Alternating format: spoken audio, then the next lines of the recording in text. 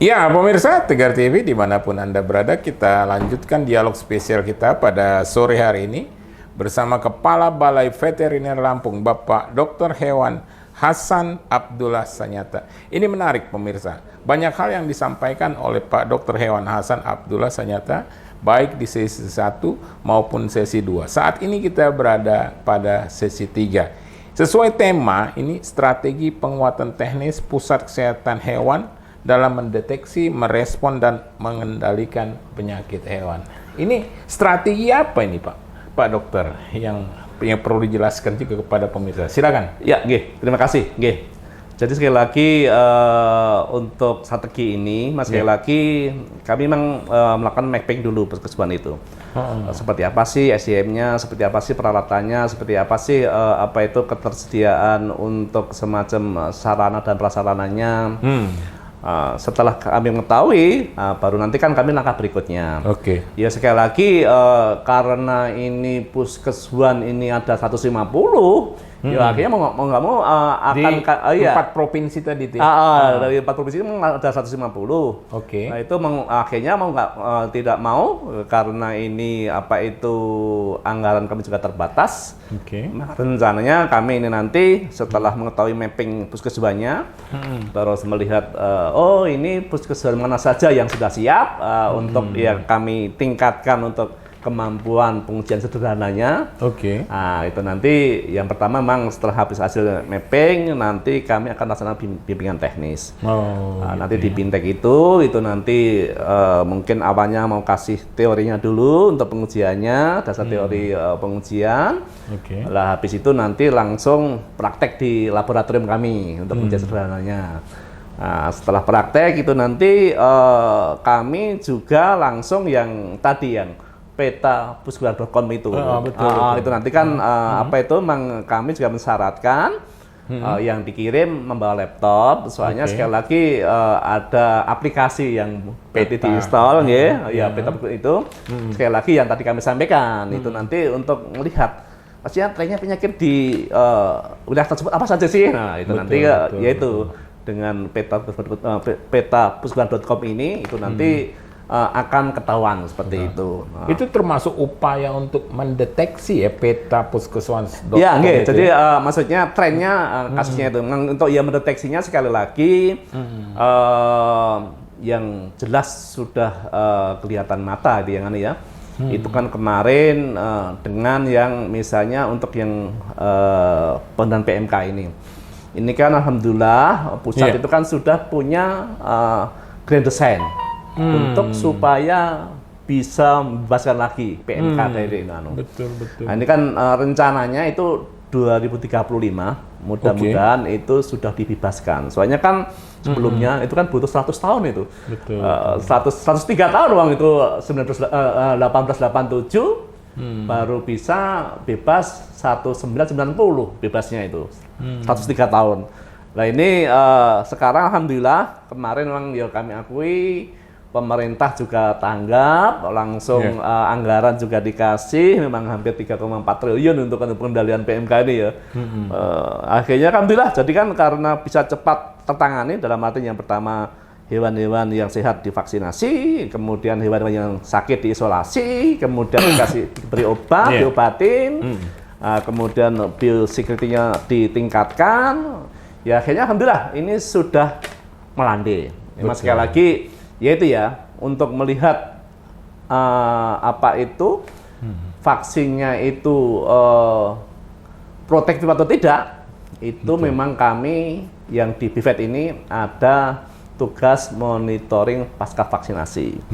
Makanya kami kerjasama dengan pusat membuat juknisnya. Juknisnya bagaimana sih untuk yang monitoring pasca vaksinasi ini untuk yang kekebalan kelompok itu jangan. Oleh itu alhamdulillah kemarin pertanggal 25 Oktober itu sudah keluar juknisnya ditandangani Pak Dirjen.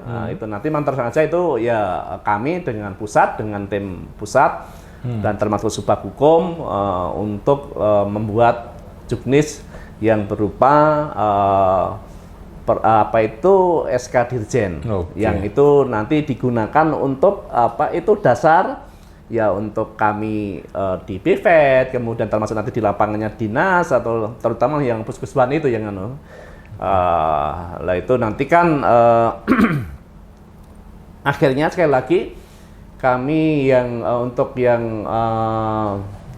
untuk pembebasan PMK ini itu kami memang diserahin untuk monitoring pasca vaksinasi. Kami karena sekali lagi sampelnya itu harus diambil di di wilayah kerja kami. Nah, kami kerjasama dengan dinas yang dimana dinas tersebut pelaksananya itu nanti puskeswan untuk jadi mereka ngambil sampelnya, kemudian nanti kami uji. Pakai uji ELISA, nanti ada uji ELISA NSP sama SP. NSP itu nanti kalau positif, berarti sebelumnya pernah kena PMK. Lah kalau misalnya itu, kok positif SP, berarti memang, itu vaksinnya berarti memang protektif atau berfungsi dengan baik gitu. Lah itu nanti ya mungkin akhirnya yang kabupaten sebelumnya itu mengaku belum pernah kena PMK itu ngaku gitu, dengan ini monitoring pasca vaksinasi akan ketahuan. Ya itu, ini dari hasil ujinya NSP yang positif berapa persen, berarti sebelumnya pernah kena. Kan ada yang mengaku kami hirukis atau nggak ada kasus seperti itu ya. Tapi hasil uji itu bisa kelihatan. Ya jadi kan lab kami itu bisa termasuk misalnya itu mungkin nanti teman-teman dinas agak nakal atau puskesmas agak nakal dalam artian misalnya kan satu kecamatan itu diambil 55 sampel. Nah itu misalnya itu nanti bisa aja misalnya itu cuma dari misalnya 5 sapi kemudian dibagi dibagi 10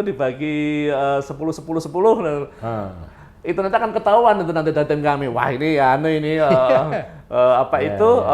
cuma 5 sapi tapi dijadikan menjadi 55 sampel. Itu nanti akan ketahuan yang itu dari tim kami akan ketahuan nanti ada waktu pengujiannya. Jadi kadang malah ada yang satu sapi untuk 55 sampel akhirnya kan waduh, loh ini kok misalnya kok positif semua NSP-nya. Bisa ketahuan.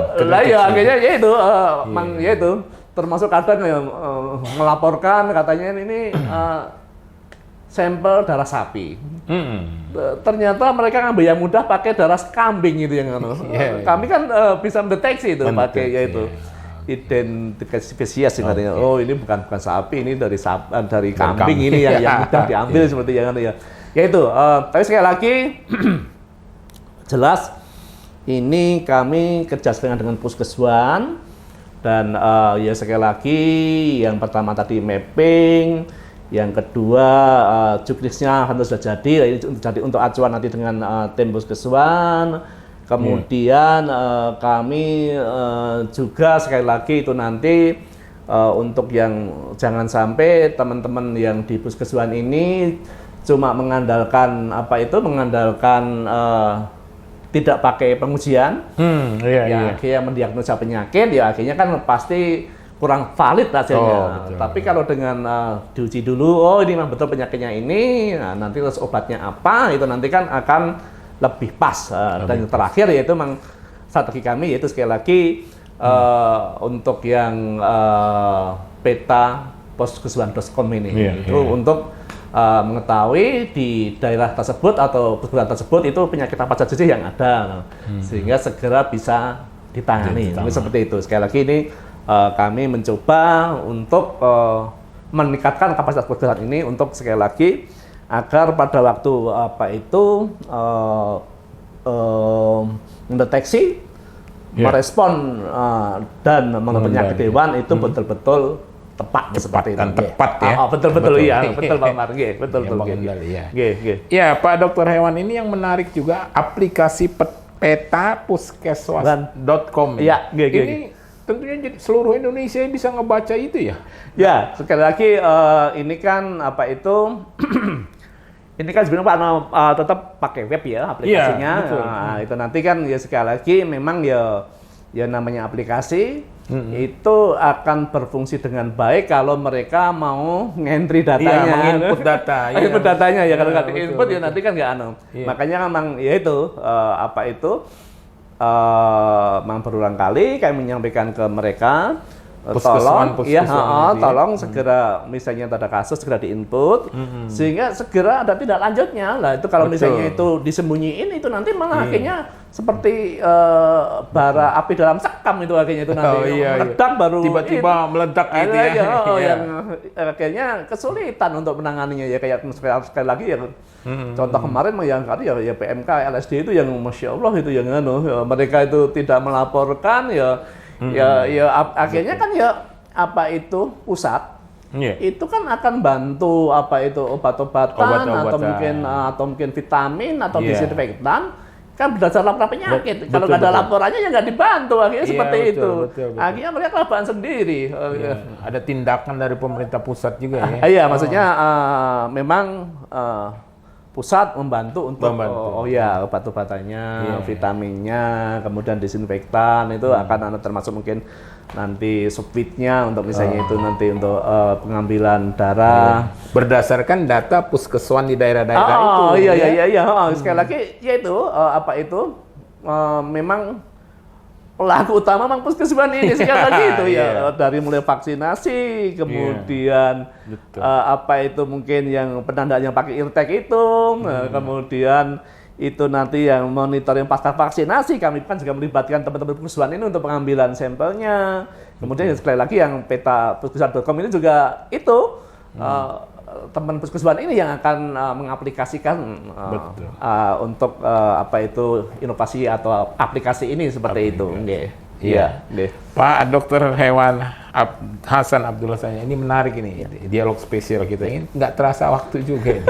Kita sudah berada pada penghujung sesi ketiga. Kita akan lanjutkan pada sesi selanjutnya. Siap. Ya pemirsa Tegar TV dimanapun Anda berada, dialog spesial kita bersama Kepala Balai Veteriner Lampung, Bapak Dr. Hewan Hasan Abdullah Sanyata, akan kita lanjutkan pada sesi selanjutnya. Jangan kemana-mana pemirsa, tetap di Tegar TV.